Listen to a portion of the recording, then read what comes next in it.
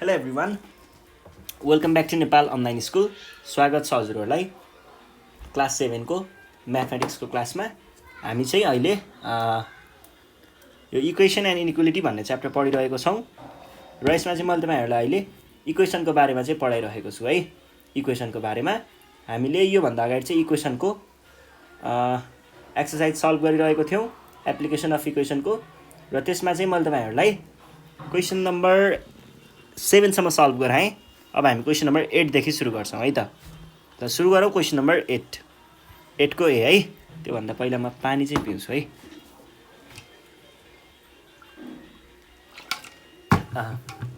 Question number 8 है। 8 number 8 को ए question के छ? Divide rupees 350 in the ratio of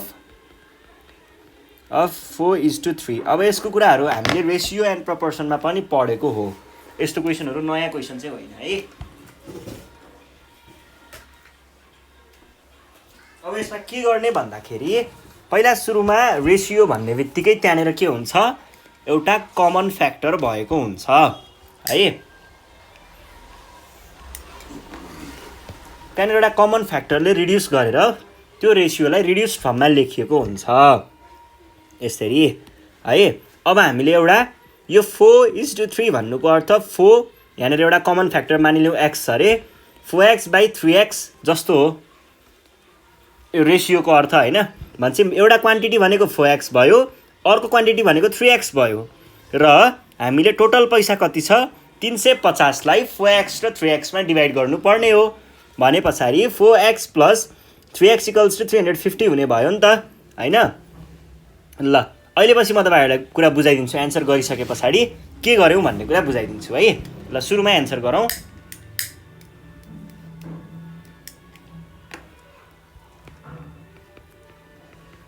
late x be the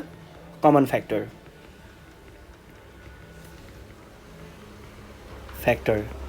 then हामीले के गर्नुपर्ने हो त? Then the amounts are 4x and 3x। एकछिन हेर्नुहोस्, म तपाईँहरूलाई यो गरिसकेपछि बुझाइदिन्छु।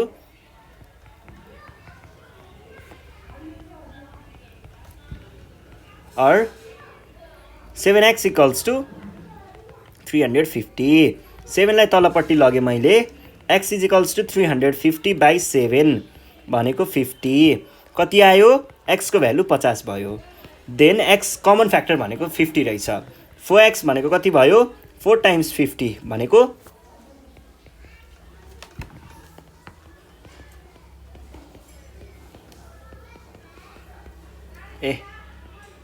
भनेको 150। ल हेर्नुहोस् है, मैले यहाँ के गरेँ भन्दाखेरि खासमा हाम्रो 350 लाई हामीले दुईटा भागमा बाँड्नु पर्ने थियो। दुईटा भागमा बाँड्दाखेरि हेर्नुहोस् है, अब यो जस्तै यसलाई मैले टोटल भागै बनाएर बाँडेँ, टोटल है। अब यहाँनिर तपाईँहरूले कसरी पनि गर्न सक्नुहुन्छ भन्दाखेरि यसलाई चाहिँ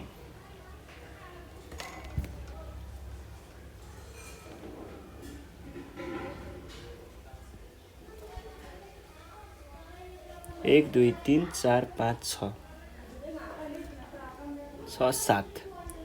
7 भागमा डिभाइड गरेँ।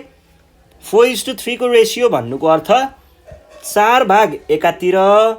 3 भाग अर्कोतिर, यसरी डिभाइड गर भन्न खोजेको हो खासमा है। यो चाहिँ यसको सेन्स चाहिँ यो हो। अब त्यस पछाडि यहाँनिर कुरा के छ, मैले चाहिँ के भने भन्दाखेरि हाम्रो खास एक्चुअल भ्याल्यु भनेको 200 र 150 हो। 150 र 200 हो। अब यसलाई रेसियोको अनुसार हेर्दाखेरि के भयो त? 200:150 भयो। रेसियोमा हेर्दाखेरि यो भनेको 200/150 हो। यसलाई मैले 50-50 ले काटेँ भने के हुन्छ? 4/3 हुन्छ। 4:3 हो यो रेसियो चाहिँ क्वेसनले दिएको हो। मैले हानेर के गरेँ त? 50 ले काटेको थिएँ नि, 4 × 50 भनेर 50-50 ले 50 × 3 भनेको 150, 50 × 4 भनेको 200 भनेको थिएँ नि। यो 50 भनेको यसको कमन फ्याक्टर हो। त्यो कमन फ्याक्टर x भनेर सपोज गऱ्यौँ हामीले, त्यसलाई x सपोज गऱ्यौँ है। x सपोज गरे पछाडि यो 200 भनेको के हो त? 4 × 150 हो। तर यो 150 सरी 4 टाइम्स 50 है 50 हो यो 50 भनेको त कमन फ्याक्टर हो कमन फ्याक्टर हामीले x सपोज गरेको थियौँ त्यही भएर यो 4x भयो त्यस पछाडि अर्को 3 टाइम्स 50 हुनुपर्ने हो हामीलाई 50 थाहा थिएन हैन 50 को त हामीले भ्यालु निकाल्नु पर्ने हो नि त त्यही भएर मैले 3x भने अब 4x र 3x भनेको चाहिँ 350 लाई दुई भागमा बाँडेको हो नि त त्यही दुईटालाई जोड्दाखेरि 350 हुन्छ भनेर यहाँनिर लेखेको अनि त्यहाँबाट x को भ्यालु निकालेर हामीले कमन फ्याक्टरको भ्यालु निकाल्यौँ त्यो भ्यालुलाई लगेर फेरि त्यही 4x र 3x मा रिप्लेस गर्यो एन्सर आयो सकियो एकदम सजिलो है ल अर्को क्वेसन लगभग सबै क्वेसनहरु त्यस्तै छ है यहाँनिर रेशियोकै कुराहरु छ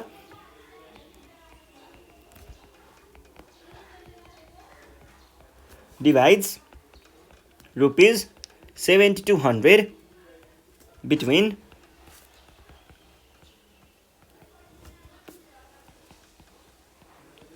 his son and daughter.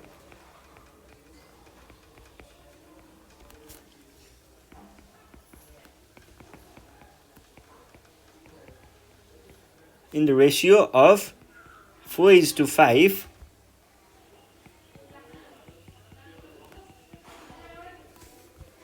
find the shares of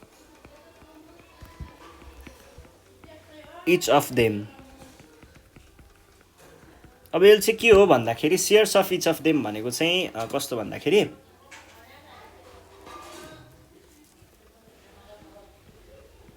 एउटा फादरले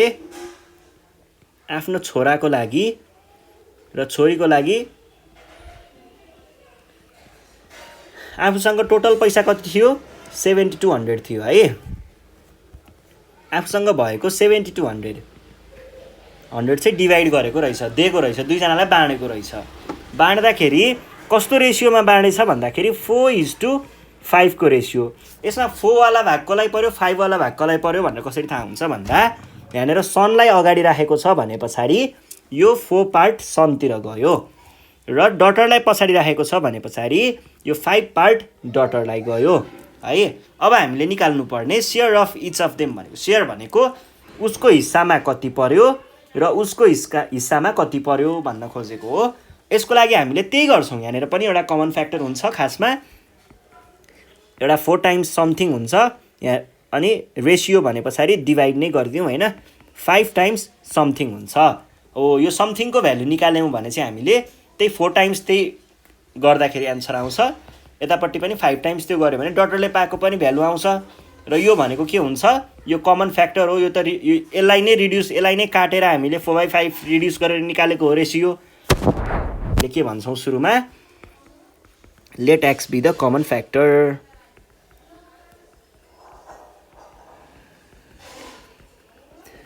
कमन फ्याक्टर भन्यौ है त्यसो हो भनेदेखि के हुने भयो त अब यहाँनिर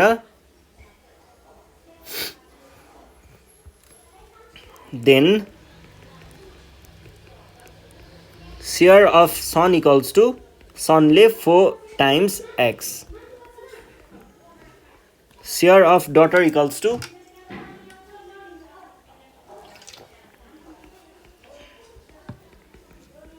कति भयो 5 times x now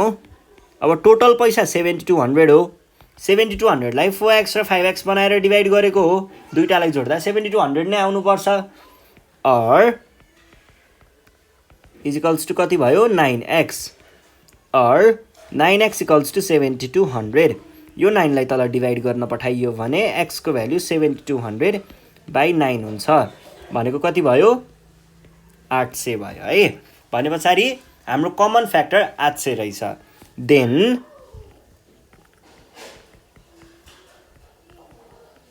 सन शेयर भनेको कति भयो is equals to 3200 अनि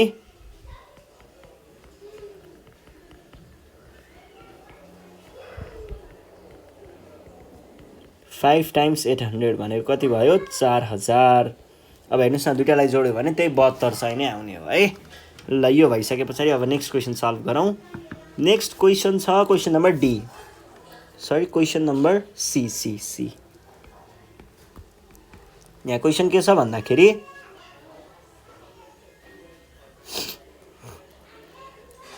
सी नम्बरमा राम शिव एन्ड कृष्ण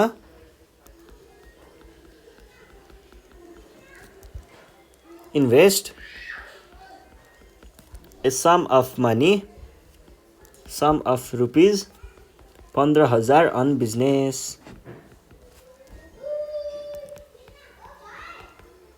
अनि यहाँ रेसियो दिएको छ इन द रेसियो भनेर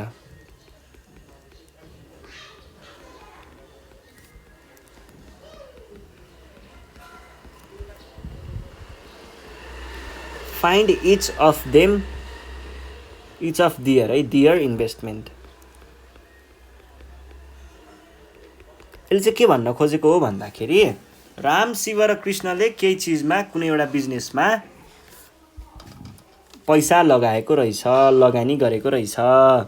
यो हाम्रो टोटल पैसा भयो अब यो टोटल पैसा चाहिँ कसरी राखिएको छ रे भन्दाखेरि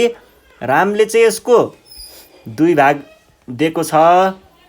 अनि उले चाहिँ 3 भाग दिएको छ यो रामको यो शिवको यो कृष्णको है कृष्णले यसको 5 भाग दिएको छ भने अब पत्ता लगाऊ कि उनीहरूले कति कति पैसा हाले भनेर भनेको छ यहाँनेर पनि कुरा त्यही हो रेसियो देखियो कि त्यहाँनेर कमन फ्याक्टर छ कमन फ्याक्टर निकाल्ने कमन फ्याक्टरको भ्यालु निकाल्ने त्यो भ्यालुलाई लगेर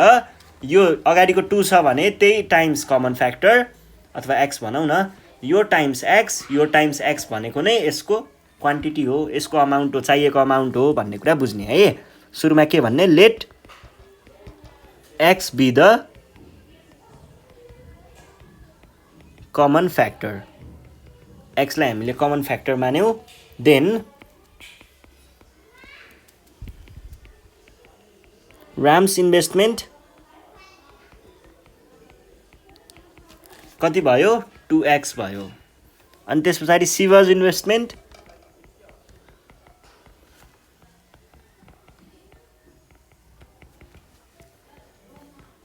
$3x भयो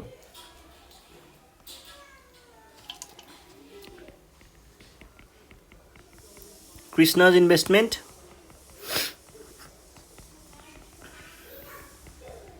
कति भयो 5x भयो अब हामीलाई के गर्नु पर्यो त देन उनीहरुको टोटल इन्भेस्टमेन्ट भनेको 15,000 हो 15,000 चाहिँ कोले रामले 2x हालेको शिवले 3x र कृष्णले 5x इक्वल्स टु कति आयो 10x or 15,000 यो 10 लाई तल डिवाइड गर्न पठाइयो भने यो भनेको के हुन्छ 1500 यो भयो हाम्रो के त x को कमन फ्याक्टर को भ्यालु अब हामीले देन रामको इन्भेस्टमेन्ट शिवको इन्भेस्टमेन्ट र कृष्णको इन्भेस्टमेन्ट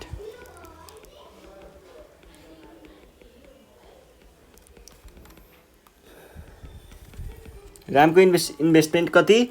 2x थियो 2x भनेको 2 times 1500 भनेको 3000 अनि त्यसपछि अर्को शिवको investment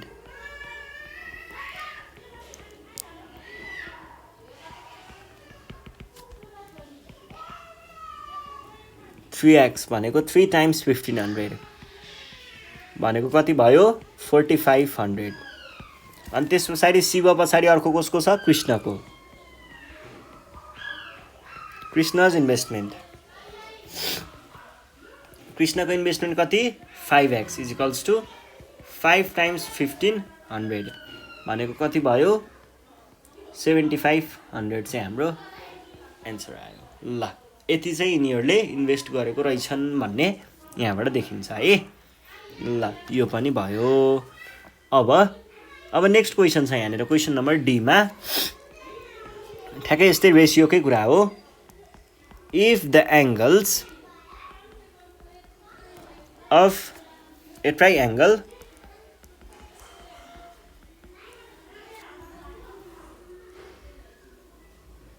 are in the ratio of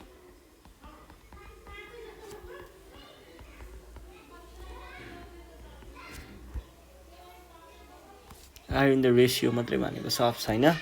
1:2:3 find the size of each angle ल यो छ है क्वेसन अब यसमा खासमा भन्न खोजेको के हो भन्दा हामीसँग कुनै एउटा ट्राइएङ्गल छ ल यो हाम्रो ट्राइएङ्गल भयो अब यसको यहाँको र यहाँको कुरा छ एङ्गलहरूको कुरा छ ल हेर्नुहोस् है तीनटा दिएको छ नि यहाँनिर एउटा कमन फ्याक्टर होला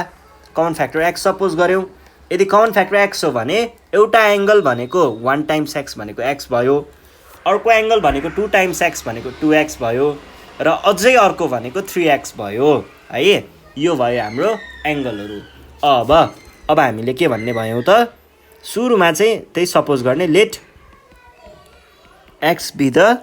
कमन फ्याक्टर x भनेको कमन फ्याक्टर भयो अब हामीले देन द एङ्गल्स